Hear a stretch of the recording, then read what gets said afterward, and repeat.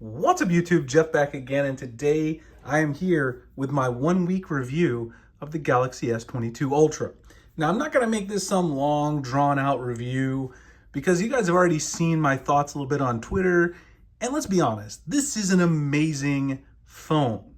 I really don't have too many huge gripes with it, so I'm going to get off my chest the few things that I kind of have tiny little complaints.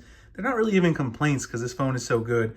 But let's talk about the few things that are not my favorite. So the first thing is, you guys already know this is a personal preference. I don't like the squared off design of the S22 Ultra. I much prefer the rounded design that was on my S21 Ultra, or even, if I grab it right here, my Pixel 6 Pro. I like the rounded design. I just think it has better ergonomics when you hold it in the hand.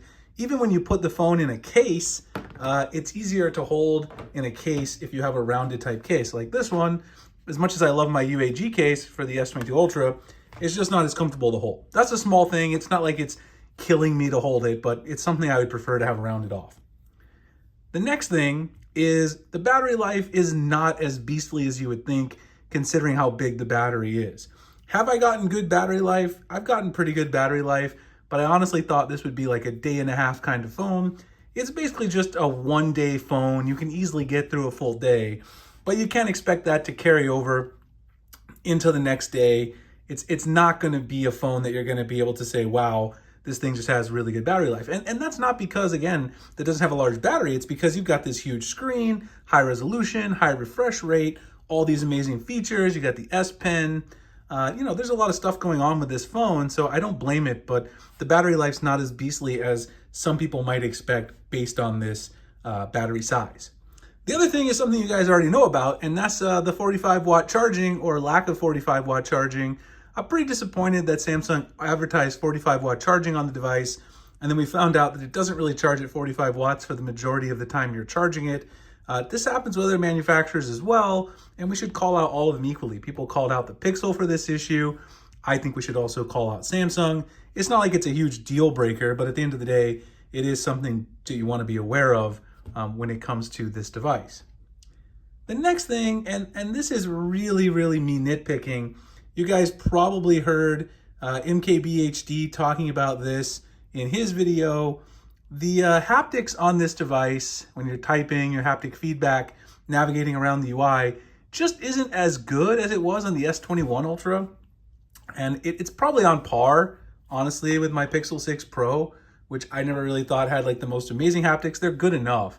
But Samsung has kind of become known, just like Apple. Well, I don't know. Apple's in a different league in terms of haptics, in my opinion, actually, that their haptics are really great. But Samsung had gotten up there, and then this is kind of a bit of a regression. I know MKBHD talked about this, and so that got a lot of attention, but it is something to be aware of. It's definitely not a deal breaker, and it's a very minor complaint. The last thing that, again, on my list of minor, tiny little complaints is the camera. Now the camera is good. Some pictures I took of my son. The camera on this device is good. Don't get me wrong. It is a good camera. There's nothing wrong with the camera on the Galaxy S22 Ultra. However, at the end of the day, this camera is not quite as good in most situations, I'm saying most situations, as my Pixel 6 Pro. In terms of low light, getting it right with shadows and all that stuff, contrast, the majority of the time, Samsung, has a little bit of aggressive overexposure, saturated photos, which I think look good in a lot of instances. But in some of those lower light instances, it ends up leading to a image quality that's not quite on par with the Pixel 6 Pro. So again, not bad. The camera's very good, but I do think the Pixel 6 Pro is still the best on Android. So since you're spending so much money on a phone, it's worth realizing that you're probably not getting the absolute best camera overall, in my opinion. That's pretty much it. That's it in terms of the stuff that has been small little complaints here or there. Not even complaints, but just things to be aware of when buying the phone. Everything else is amazing. The display, the best display I've ever seen on a smartphone. There's no doubt about it. This display is beautiful. Black levels are ridiculous. Colors pop off of here. You guys have seen my setup. I did my custom setup video. Amazing. The build quality, aside from my little nitpick with the squared off edges, beautiful. Just a gorgeous looking phone. I especially love the white.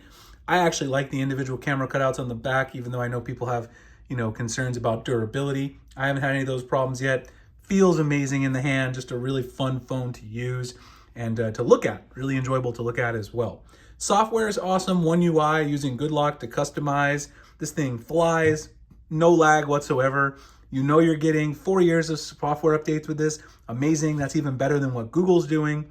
So really impressive on that front.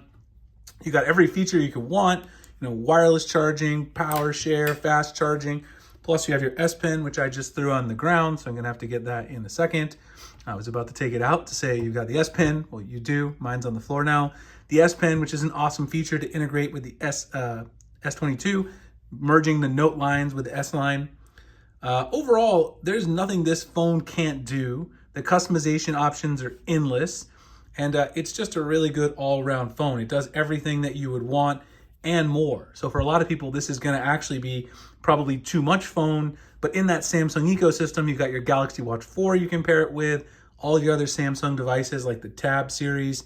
It's just a great ecosystem. Plus, there's a million accessories for your Samsung devices, which in my opinion makes it a better overall choice than the Pixel, because you don't have that many options with the Pixel line of devices. So keep that in mind as well. I really have nothing else negative to say about it. Like I said, those were the only things that I really had to comment on. I love everything else about this device so far. I still am not 100% sure if I'm going to switch full time from my Pixel, because I still love call screen and some of the other Google features in that camera. Let me know what you guys think about that. What should I do there? Otherwise, I'd like to know you guys' feedback. If you have an S22 yet, let me know. Are you enjoying it? Are you enjoying your S22 Ultra? Do you think it's the best Android device ever created, or are there issues for you? Let me know in the comments below. We also have a new giveaway for March that just started. You guys want to check that out? It's over on my Twitter. The February giveaway, we just ended and drew the winners. Appreciate you guys checking out the video. You can like, comment, subscribe, hit the notification icon for future videos like this, and I'll see you guys in the next one. Thanks a lot for watching.